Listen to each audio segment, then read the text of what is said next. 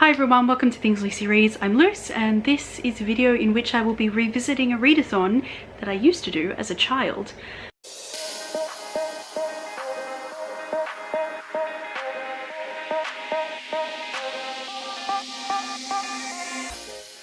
The readathon in question is the MS Readathon, which is a nationwide readathon run by the MS Society of Australia, MS in this instance standing for multiple sclerosis. And the point of this readathon is to raise money for children and their families who are affected by an MS diagnosis.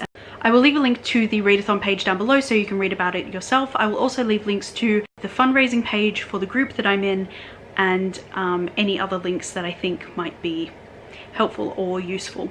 I used to do this readathon when I was a child because it was run through my primary school and all primary schools across the country if they signed up for it, and then it was never something that you did even in high school, let alone when you were completely out of school. And I've always missed it because it was always a really fun time, and I was actually tweeting about it a couple of days ago about how I wished that adults could join and how maybe I would run a readathon to like unofficially raise money for it. And my friend Sass was like, actually adults can join the actual one, and I was like, amazing, I'm doing it.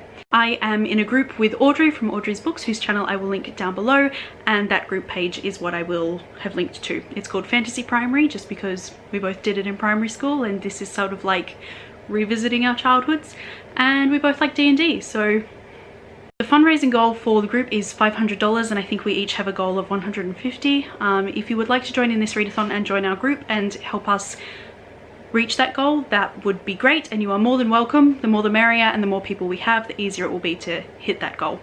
I will be sponsoring myself at a rate of $1 per book. My lower goal is $15 and my higher goal is $20, and I will be giving $20 towards the cause. Just as motivation for myself. If you can spare any amount of money towards this, I would be eternally grateful. It's for a really great cause if you can. If you can't and you just want to join in, like I said, feel free to do that too. The more the merrier. There are no set challenges for the readathon itself. It's very much a solo motivation thing, but Audrey and I have decided we're going to set some challenges for ourselves. At the time of filming, we only have two. The two challenges that we have are to read a book with a disabled main character where the portrayal of disability is own voices, and to read a book that is over 300 pages, just to, on my own part, stave off the temptation to build my TBR out of really small books, which I mostly have done anyway, but I have one book that fits that challenge, so it's fine. Obviously, the ultimate plan with the Own Voices Disability Rep challenge would be to read a book about a character who has MS by an author with MS, but neither of us could find one. The only one that we could really find that wasn't a memoir was Lovely, Dark and Deep by, I think it's Amy McNamara, but neither of us were sure if that was an Own Voices portrayal or even if it's the main character that has MS. So if you know of a book that fits those parameters, absolutely leave me a comment and let me know, and I will try and incorporate it into my TBR. I have 13 books on my TBR, so I wanted to give myself a little bit of wiggle room. Sometimes if I am too like strict with a TBR, I just become unmotivated because I feel like I can't like change things around. Obviously I can because a TBR is a construct that I've made for myself, but it gets into my head and then I don't read anything, and I don't want that to happen. So the first book on my TBR is It Takes Two to Tumble by Cat Sebastian. This is an MM romance novel which is part one of her Seducing the Sedgwick series. I read the entirety of her Turner series and I absolutely loved it, and I am really excited to start on this one. And then the next book is a boys love manga. It is 7 Days, Monday to Sunday by Venio Tachibana and Rahito Takurai. This is a fake dating boys love story. One of the characters is openly gay and the other one accepts a dare to go out with the first person who asks him out and then date that person for a week, and the first person who asks him out happens to be the openly gay boy, and I'm pretty sure that it'll become maybe something more, and hopefully I like it. And then the next book on my TBR is Becoming Kira Lee Lewis by Jane Harrison. This is a book about an Indigenous Australian girl who was adopted into a white family. It was written by an Indigenous author. I don't know if Jane Harrison was adopted into a white family, but from memory I think maybe she was. But don't quote me on that because I can't remember for sure. Anyway, I've had this for quite a few years now. It's been sitting on my shelf, and every time I'm building a TBR I look at it and I go, I should read that book, and now I am finally going to do it. And the next book I chose because it was a birthday gift from, I think, Louisina 2 years ago, and August is my birthday month, and I thought I should probably make a concerted effort to buy books that people have bought for me on my birthday in the past that have just been sitting on my shelf unread for years. So I picked up this one. It is The Poet X by Elizabeth Acevedo. It's fairly thick, but it's written in verse, so hopefully won't take much reading.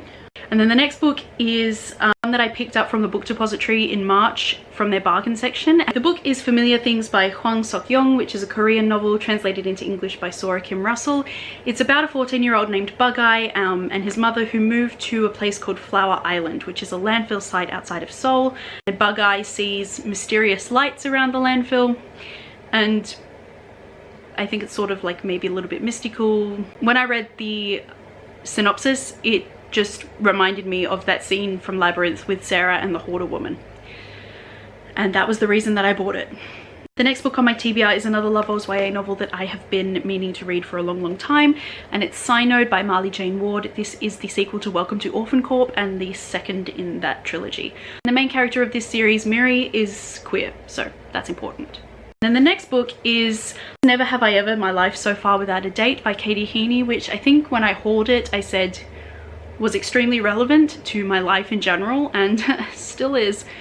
And what makes it even more relevant is that shortly after this book was published, Katie Heaney came out as bisexual and wrote another memoir about coming out as bisexual late in life and about how she got a girlfriend, and it, like a follow-up to this book about being queer. And so that makes it just even more relevant, and I'm really excited to get to this one, and hopefully I like it, and then I will pick up volume 2.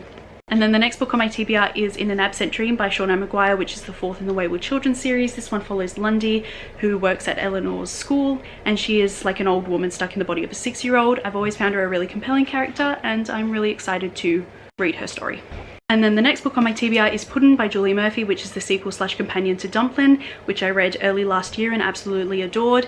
I really love the movie as well. I love Millie so much, and I'm really happy that she gets to have a queer love story, and I hope that it is as sweet and wholesome and enjoyable as I want it to be. And this is the book that I'm reading that is over 300 pages. It's going to be one of the first ones I pick up just so that I don't like leave it till last and then not get through it. Next book on my TBR is Friday Black by Nana Kwame Adjebrenya. This is a collection of short stories, and I haven't yet decided if I'm going to read this in one go or if I'm going to read like one story a day and get through it that way, but I will make up my mind when I come to that bridge. The next book on my TBR is my book for the Disability Rep Challenge, and it is El Defo by Cece Bell, which is a partially fictionalized memoir about Cece Bell's own childhood. I've had this for a long time and I keep adding it to my reading stacks and then just never getting to it. So this will also be one of the first books I read, just so that I don't leave it unread yet again. And the next book on my TBR is Resistance Reborn by Rebecca Rowanhorse, which is a Star Wars novel, part of the Journey to Star Wars The Rise of Skywalker publishing event. I started reading this before The Rise of Skywalker came out and like aimed to have it finished before the midnight premiere. Didn't manage it, got about 40% of the way through, but I remember absolutely nothing. So I will be starting it from the beginning, and hopefully I make it all the way through this book, and hopefully all the characters that I love that didn't get much screen time in that film get adequate page time in this. And then the last book on my TBR is The Hate Race by Maxine Beneba Clark, who is an Australian writer of Afro-Caribbean descent. This is her memoir. I actually added it to my TBR pile for July and haven't got around to it yet, so I will be getting to it in the readathon. That is my TBR for the MS Readathon. As I said before, if you can spare any change towards the fundraising goal, that would be amazing, and absolutely if you want to join, go for it and join our group and come and join the fun with us. All of the links and information that you need will be in the description bar down below, so check that out. And yeah, if you've read any of these books, please feel free to leave me a comment and tell me what you thought of them. Thank you very much for watching this video. I hope you enjoyed it, and I will see you in my next one. Bye everyone.